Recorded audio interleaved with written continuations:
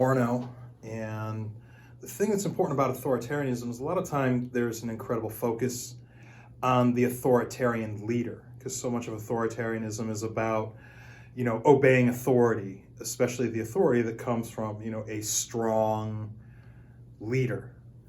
But the flip side of authoritarianism, in the part that's most concerning to me, is the authoritarians in the general public that will obey authority, that don't question authority at all, and will look to obey the leader. Because when you really boil down to it, when you really boil it down, individuals like Joseph Stalin, Adolf Hitler, Pol Pot, or other authoritarian dictators are just a single person.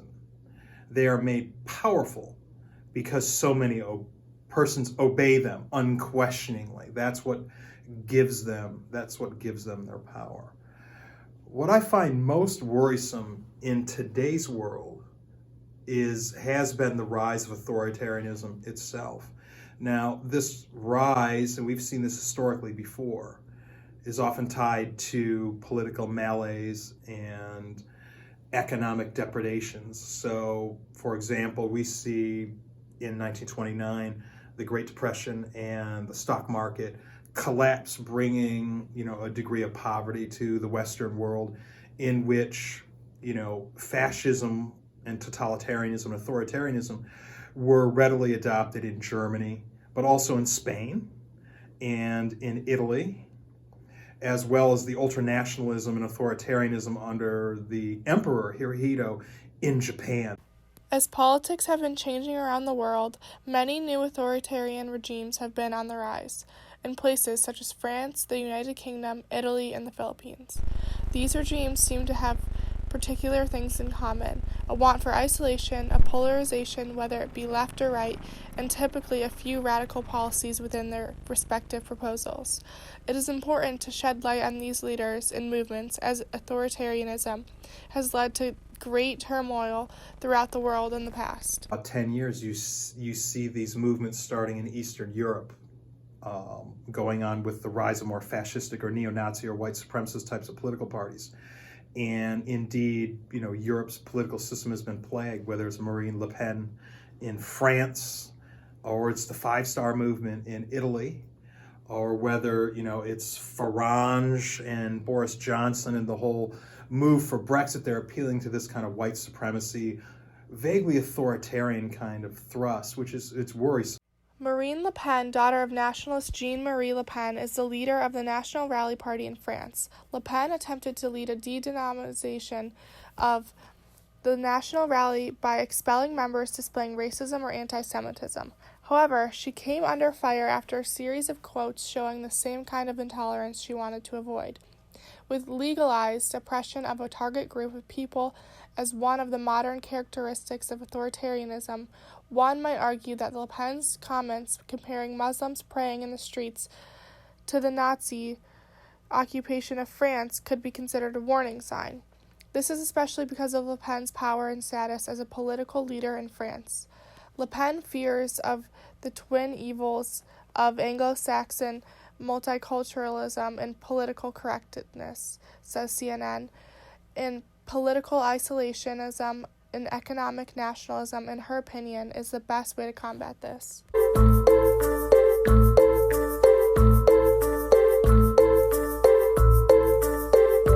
Je pense que la France n'est pas responsable du Veldiv. Voilà. Je pense que de manière générale, plus généralement d'ailleurs, s'il y a des responsables, c'est ceux qui étaient au pouvoir à l'époque. Hein. C'est pas la France. C'est pas la France.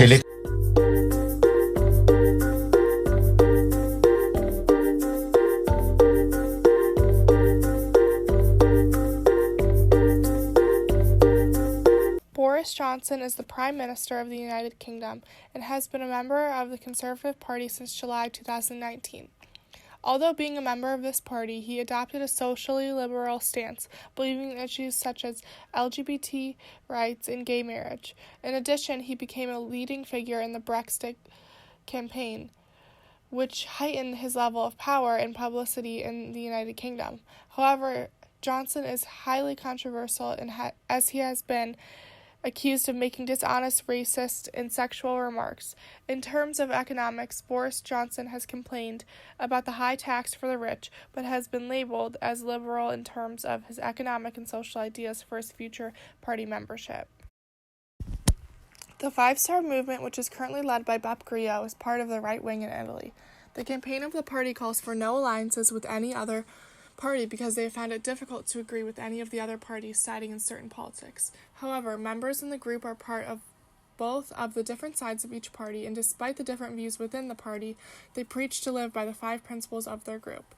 Populism is also deeply rooted in the history of Italy, as well as this group, and the party preaches to support the people within the group. They are an internet-driven movement, and the movement's political discourse often refers to the internet as a solution to many social, economic, and environmental problems.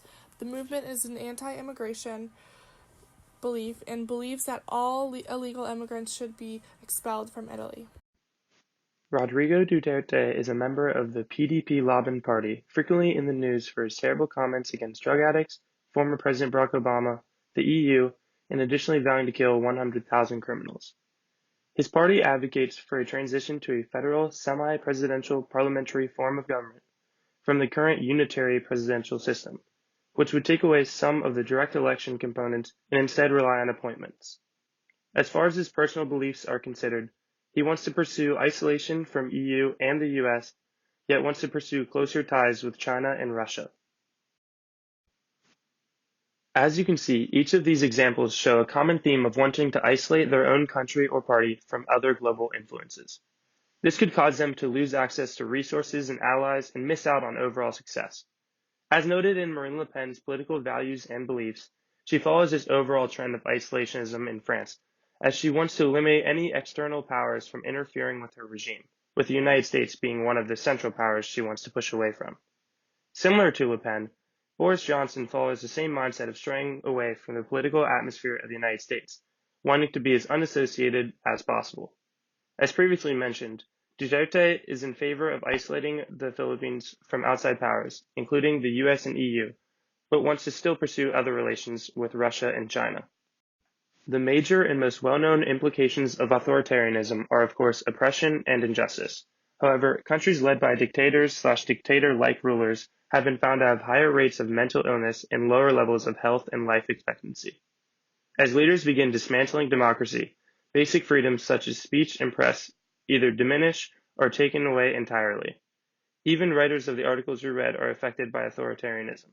When providing coverage of these regimes, they are never safe. Some have reported being beaten or witnessing their own mother being shot.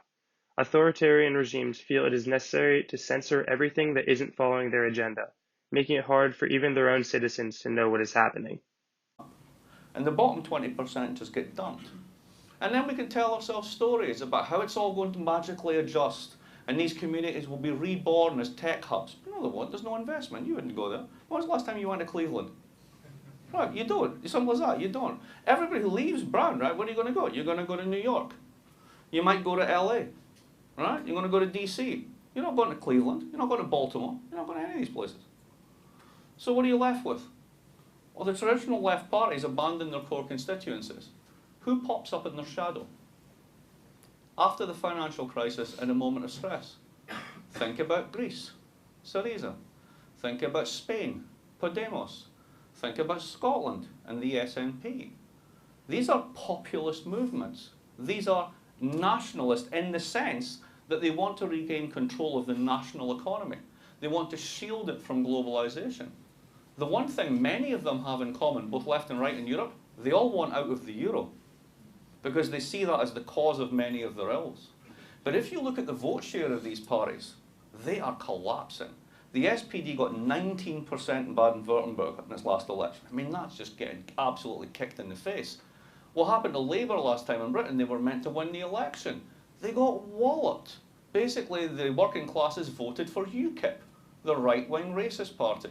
And in Scotland, because they had a left-wing alternative, they didn't vote for the racist party. They voted for the SNP because there was a genuine left alternative.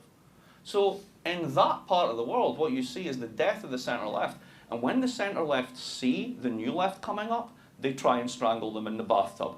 That's why Greece and Cyprus was absolutely held under the water. First criticisms of Cyprus the minute he took the job, the German Social Democrats, right out of the gate. So what is it happens when Corbyn takes over Labour? All the new Labourites, massive character assassination. He's an anti-Semite, he's a racist, all this sort of stuff going on, right? Really interesting politics. Now go to the other side here. Who are the winners here in a deflation? Well, it's the opposite of your story in the 1970s, right? So who's it this time?